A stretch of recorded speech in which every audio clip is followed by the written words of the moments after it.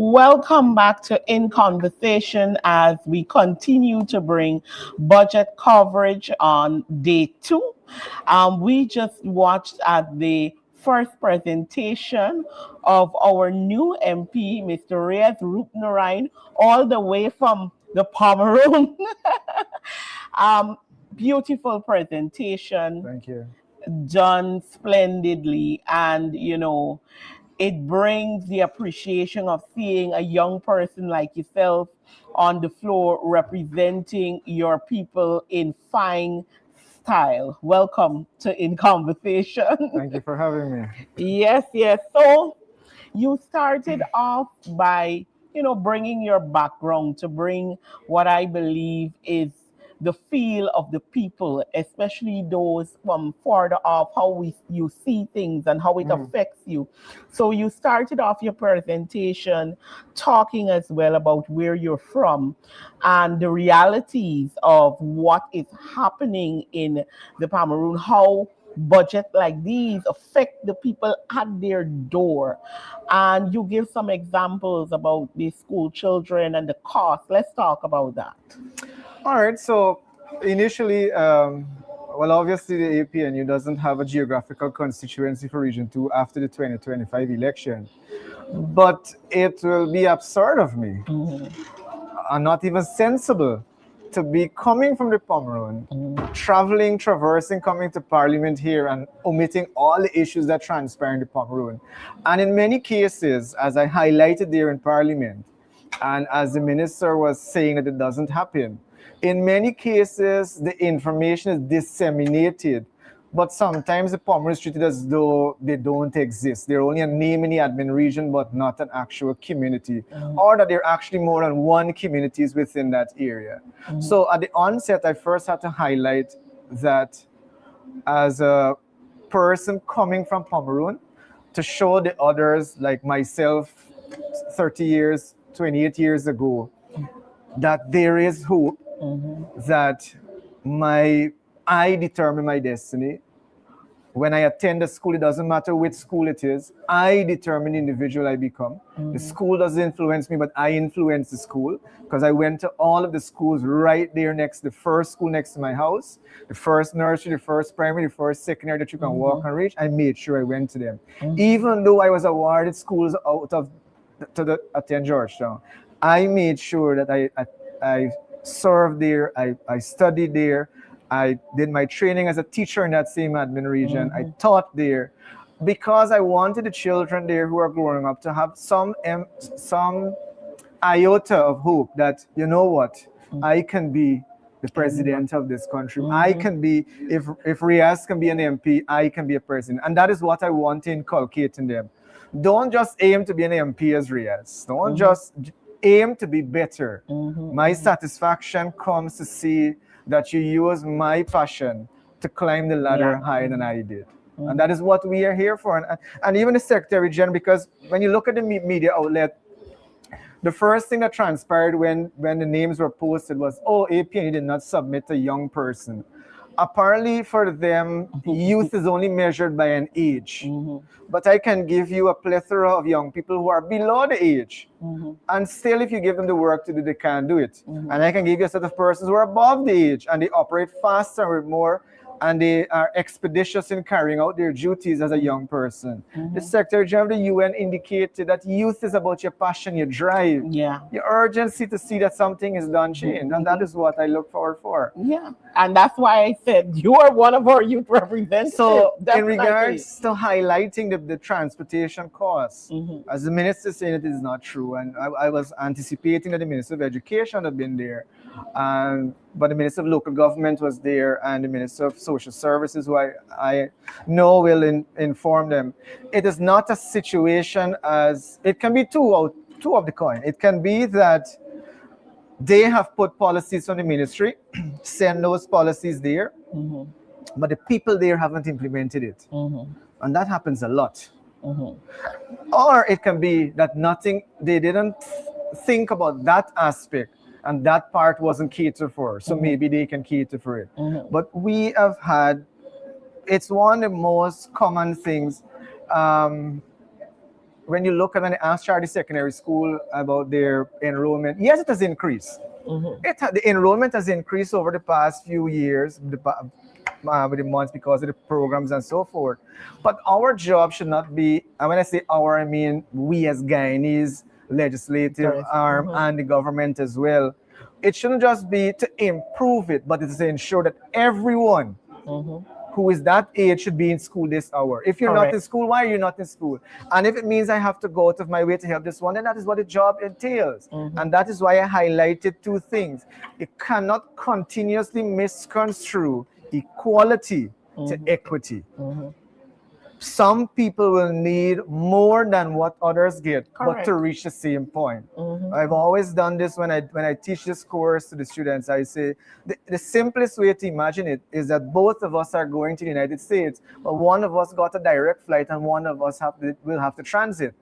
At the end of the day, we will both arrive in the US. Correct. But we will arrive on different time under different factors with different costs. But we are going to get there. And that is our ultimate job, to get you there.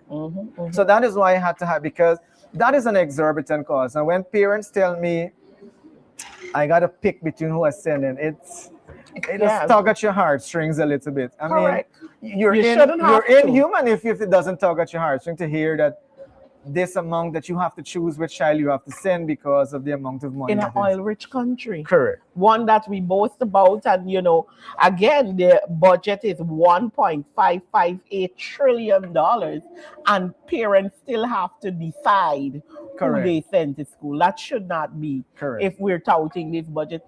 You went on to a talk. I know that you're also dealing with foreign affairs, but we'll get to that because you did a lot of work on that in your speech.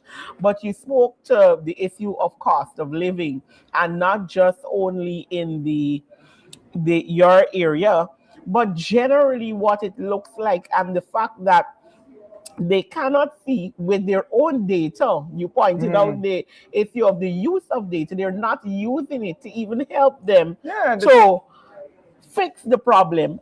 And poverty is a big issue. And it's the first, there's a reason eradication of poverty is the first sustainable development goal. There is a reason for it. And it should be the primary target of every budget. Yes, as I said before, and I supported constantly, we will support infrastructure. We will support development. In the budget, there are good things in the budget. But majority, the budget is basically repeating itself every year now. And the only new things are what we hear in the government, members of parliament repeating over and over. The increase in the old age pension, the increase in the public assistance, the transportation grant, and they're giving it as an aggregate sum. But they're not giving it as an individual. So you're giving billions of dollars increase in old age pension, when in actuality it turns out to $5,000 per pensioner. You're giving billions in public assistance when it turns out $3,000 per person to receive the assistance. That is what the people will have to understand. And that is what you have to disaggregate for them. So it should be the primary, and it's one of the things that I will willingly accept, that it can't be solved overnight. It cannot. But when you look at the measures, when you look at the indicators, the strategies, there must be clear signs that you are proceeding to do so. It mustn't just be keeping one class at one stage and another class at another stage. You have to have that transition from low to middle to high. But primarily look at it, in some cases there is no existence of a middle. How is it that the low will meet to the high?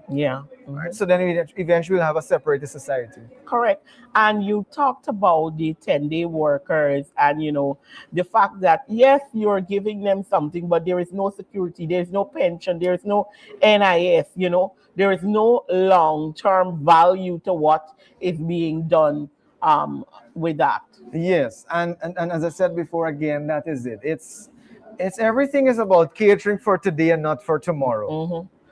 The 10 days workers, yes. I mean, if we can get them to work full time, better yet. But we will take is one dot is gonna build the dam. But it must take into consideration now, if this person has to get a spectacle, the costs of the spectacle. Yes, you're going to get a voucher, the availability of the voucher. You have to travel to, you have to take into consideration other variables. It is not as simple as it is like it is in Georgetown, where you say I have vouchers for you. You show up to you pay a 120 bus fare, you arrive, you collect it, and you go back. It is not the same thing when it comes to particular areas. Taking out even the cost of the transportation. There are certain hours. If you don't come out of your house to catch the transportation, you have to cancel your plans for the day. Sometimes you have to attend an afternoon event and you have to travel since the morning and just be traversing up and down by the market, waiting for your time to, because you can't leave home at that particular time.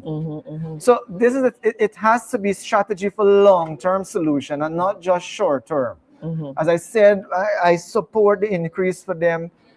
More money, better for our people. Our money is not like a special treatment. Correct. But we must ensure that we cater for them for tomorrow, for next year. If something, God forbid, something happens to somebody, at least they can go now and claim something from NIS. It might not be much, but again, it's money. It will assist better than having nothing.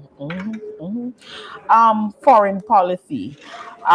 You talk about the lack of clear foreign policy framework, and the issues of the Guyana-Venezuela controversy, and talking about how even in schools, how not having information, not having those policy frameworks set out to help, how it is even affecting where they can't even mark the papers and having to change. And that is what I was trying to highlight in the ministry. She's saying it doesn't exist. These things exist. They are, but you see, the thing is that sometimes the officials have to remember when they travel to these offices as minister, they get a nice facade. A show is put on for them on their arrival. And you get cherry pick codes and a fallacy of distortion.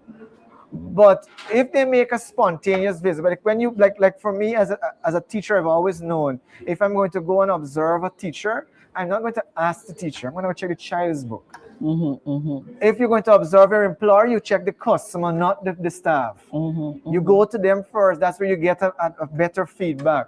The data there is for your indulgence. And when it comes to the marking of these papers, I mean, you can't blame the teacher fully, because they have to first, you have to know something before you can actually do it. And obviously the best thing, if I know I can't mark it, it's best I don't mark it at all, because I might mark it unfairly. Therefore, they need to be taught. The children, the students, everybody. The children, I don't want where we end up 15, 20 years from now, where one of our child that we have in our generation becomes the next president. And now they have to go and read a book to be edified about the Guyana-Venezuela territorial controversy. Or even whoever we appoint, whoever becomes the Minister of Foreign Affairs in a few years or decades down the line. It must be inculcated, it must be indoctrinated with it, that Essecob is ours, it was ours, and it will always remain ours. So that they have that passion in them, that when everybody threatens their border, come anytime, they will be standing up to protect it. And everything starts with education. I agree. As we wrap up, because we are heading closer to our next presenter, the line budget success is measured by people's well-being. That's one of the things that you said in framing what should be done for the budget if you want to have it people-centered.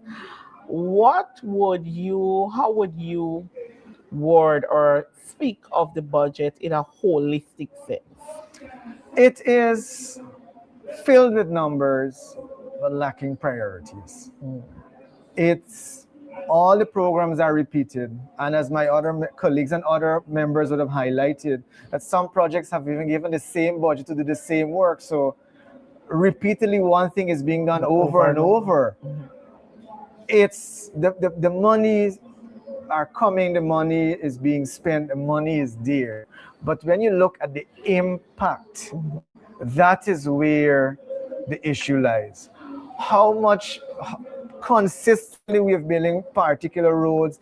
I mean, if you a few months ago we highlighted the issue of Charity Police Station, where the fence costs more than the police Yes. station. So I mean, things like that. So infrastructure is being done, but then the money does not make sense as being allocated for it. So it's the number is there. The budget is the largest by numerical value in the history of Guyana. But what we look for is how does it change the lives of the majority population? It will change the lives of some people. It will help some Guyanese.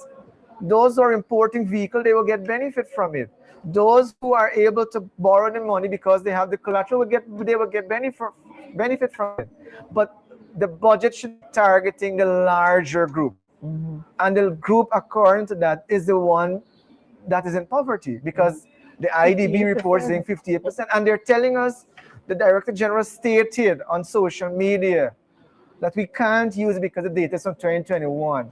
But we can't, once you give us that, so you cannot be annoyed with us now that we're using your data. So if the data is wrong, and it's your job to fix it. So if I can't make empirical analysis, then you only leave me to make anecdotal analysis.